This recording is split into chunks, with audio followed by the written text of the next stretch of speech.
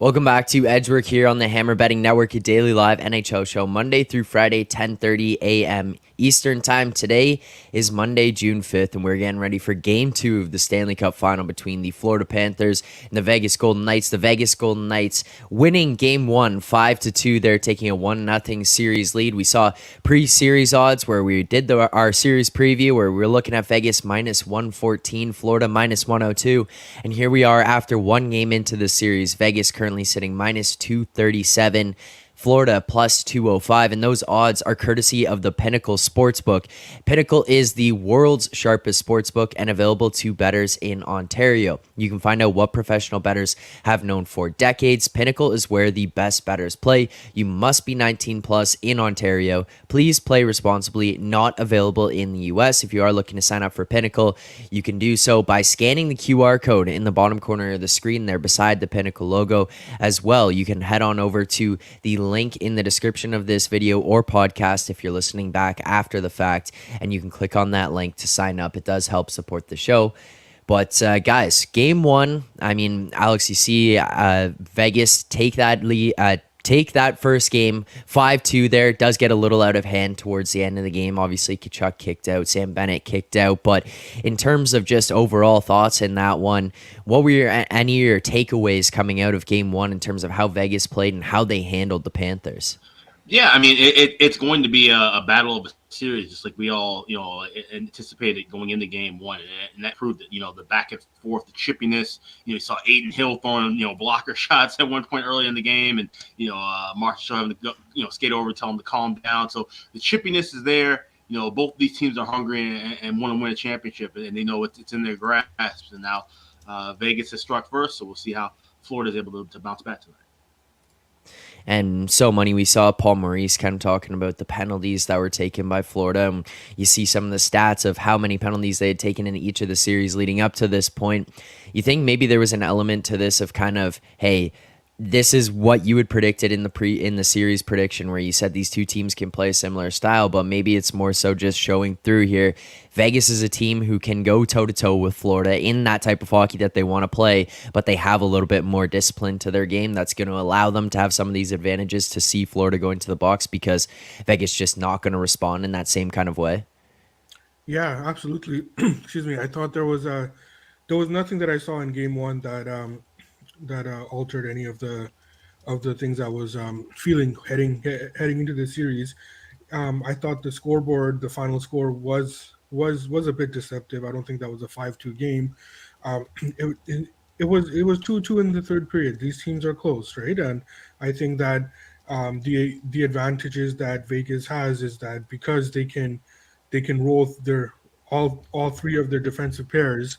I think that depth comes through, especially when they're able to constantly kind of swat away the Florida forecheck, and that's if Florida is going to be successful in this series, they're going to have to get their forecheck going. Unfortunately for them, Vegas does have the horses to repel that, and Vegas on transition was outstanding in that game. So with all that said, it was still 2-2 in the third period, right? So yeah, it's going to be another tight game. But as the series goes on, I think Just what we talked about in the preview, Florida just has, sorry, Vegas has enough to to pull this one off, in my opinion. Well, and we look at the goalie matchup as something we had talked Mhm. about going into this, and you look at Florida, and we kind of said, hey, if Florida's going to win this one, Bob's going to be that leading candidate for the Conn Smythe based on the body of work that he put forth through the first 3 rounds and kind of what you would anticipate he would have to do here in this final round against Vegas to kind of continue and push Florida over the hump and get them that win. Now, Vegas scores 5 goals, one being an empty netter, but Bob lets in 4 goals against. He puts up an 8.79 save percentage.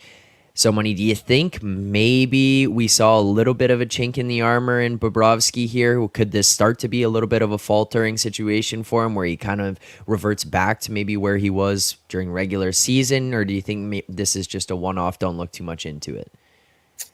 I'm kind of in the middle because we talked about this in the preview as well, that Toronto and Carolina were unwilling or unable to get in front of his face, right? Yeah. And credit to Florida's defense, they kept the front of the net clean, but Vegas has more guys that are willing or able to get dirty in front of the net, and we saw that once you get traffic on Bobrovsky, you just have to make him work harder. When I mean, this is the NHL, right? Like any goalie that's like able to see, he's going to make the save. It's not like me playing in goal, right? So if you can see the puck, you're going to make the save. And the other thing was the finishing, right? Like Carolina, we talk about this all year. They generate so much, but they can't finish. Vegas doesn't have that problem. Vegas, up and down that roster, are filled with finishers, especially tight in front of the net. So Yeah. everything everything in game one played out the way that we thought, right? So Florida has to find a way to keep Bob's net clean, but I just don't know if you can do that for the whole series.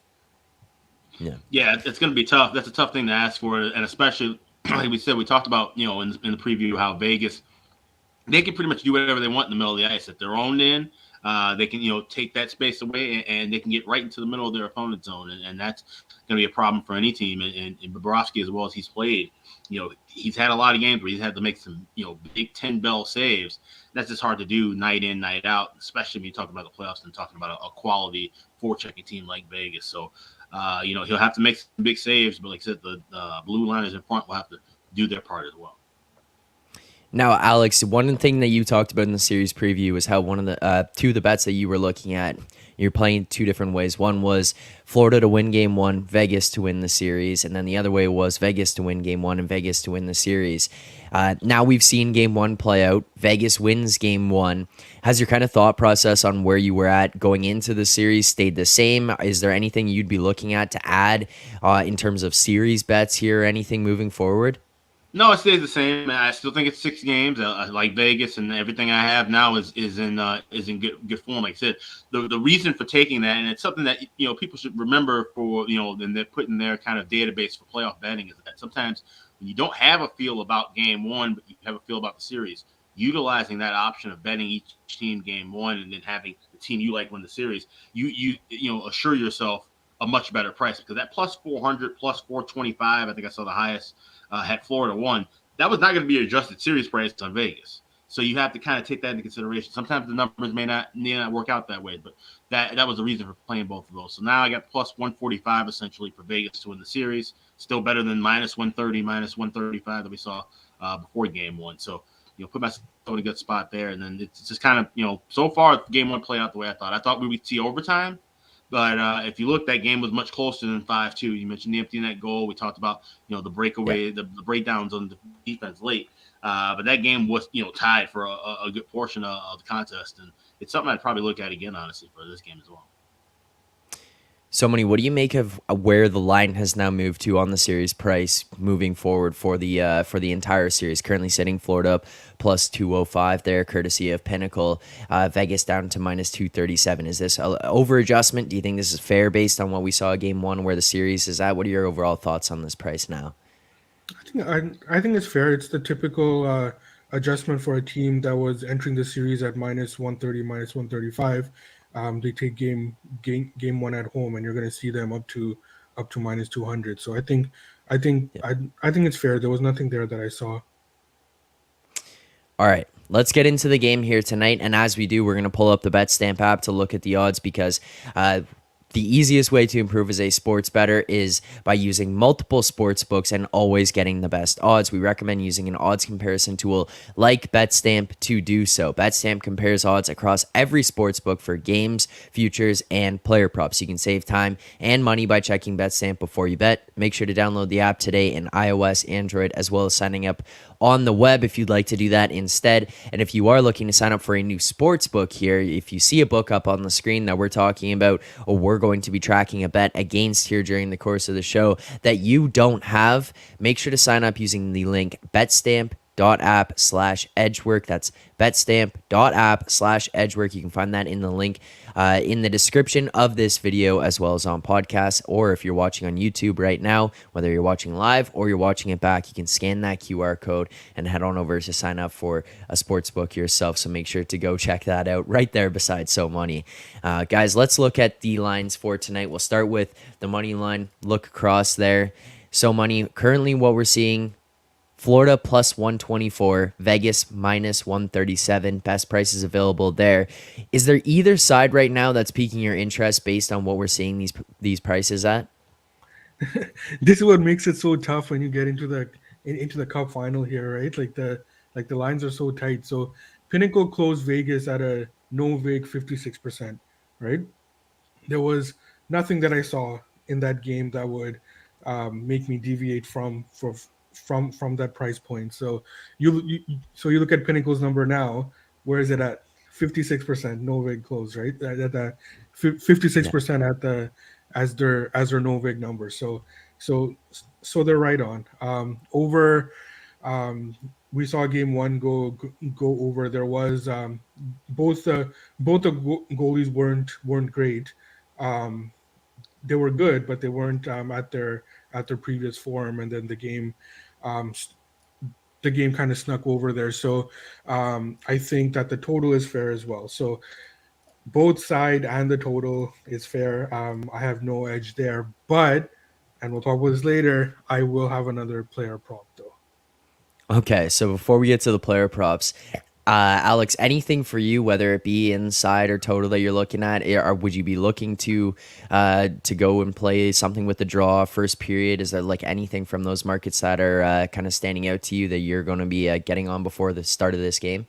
Yeah, from a first period perspective, I'm doing the same thing I've been doing the last few games of Vegas. I'm hitting that first period over in game.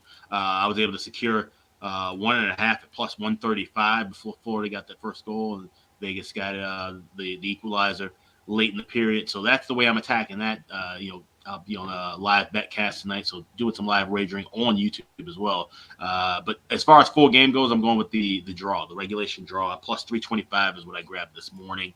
And of course, I do also have the series draw bet, if you will, of 3 overtimes in the series at 8 plus 800. So we're hoping we can get one here tonight. And I think we'll see a much tighter game, a much cleaner game from Florida, a much better disciplined game from really both teams, honestly. And I think we will see longer than 60 minutes here tonight. All right, so we're currently seeing plus 331 best price available. That is at Pinnacle. Would you want to play this half unit, full unit, quarter unit? What would be the way you want to go? This is a full unit. Okay, so full unit on the regulation time draw there. You can find that plus 331. So we'll lock that in. We will recap all the picks here before we finish up the show today, but that's the first official play. And so Money, you teased it there, so I'll let you get into it now. You're looking at some player props for tonight? Yeah, I've got a anytime goal scorer again. So we're going to Anton Lundell, right? So he's fifth in ice time for the Panthers forwards right now. He generated chances, had 4 shots on goal, strong possession metrics just to throw out the board. But more importantly, and I was waiting for how Cassidy wanted to play this in game one, but while Carlson's line and Stone's line got matched up at home against Panthers' top 2 lines, I'm betting more success for the Lundell Reinhardt Lomberg line. So Reinhardt was another guy that I was looking at, but I feel that Lundell has more value, especially with with the power play time that he gets, and the fact that Maurice is not afraid to have him take faceoffs in the offensive zone as well. So I like Lundell here, anytime goal scorer, and we should numbers there. We should go half a unit on that. Okay, so we're currently seeing the best price on this one at FanDuel plus 500. So we'll go half a unit there on this one. Alex, any player props for you that you might be looking at, or is this kind of is that it? No, I was leaning with Jonathan Marchessault over shots on goal. I saw 3.5, pretty much plus money everywhere. So that's something I would be leaning at. I mean, he's been hot, but other than that, that's about it. Howard Jonathan. All right. Yeah. We had Jonathan Marchessault on Friday. For those who tailed us there, we had the goal scorer, courtesy of So Money, which cashed very easily for us. It ultimately didn't end up working out for Rob, though, So Money, considering we did the over 3.5 shots on goal in that one, and It's he okay, scores he on just the lost by first the shot, hook. and then lost by the hook. It happens. So, It's okay. we'll track this here. Over 3.5 shots on goal for Jonathan Marchessault, plus 125. So we'll lock that one in here. Full unit on this one, Alex? That'll be a half unit. Okay, half unit there on Jonathan Marchessault. Over 3.5 shots on goal, plus 125, and that number is widely available. So we'll lock that in as well.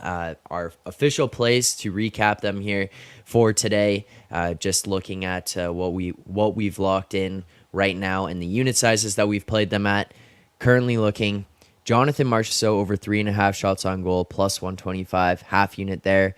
Anton Lundell over 0.5 goals or anytime goal scorer, plus 500 for a half unit there. And then finally, we're looking at the regulation time draw, plus 331 for a full unit. So the three plays again: Marchessault over 3.5 shots on goal, plus 125. Lundell, anytime goal scorer, plus 500. Both currently sitting for us at a half unit. And then finally, we're looking at the regulation time draw, plus 331 for a full unit there.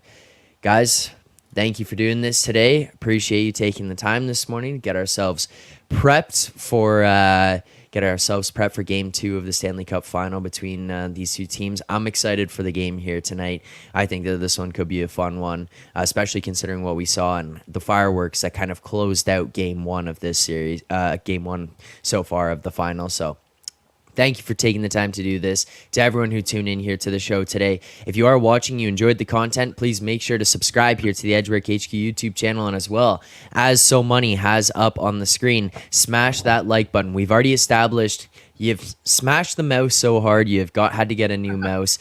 We're beyond that now. So Money's telling people you got to smash your desk. You're putting holes in the desk right now to smash the like button that hard. So hit the like button. If you are listening on podcasts, please make sure to subscribe, rate, and review here to the Edgework Show. So thank you to everyone who tuned in as well. Hopefully you tail us on these picks, and we're all walking away winning some money here tonight. Enjoy the games, and good luck on your bets.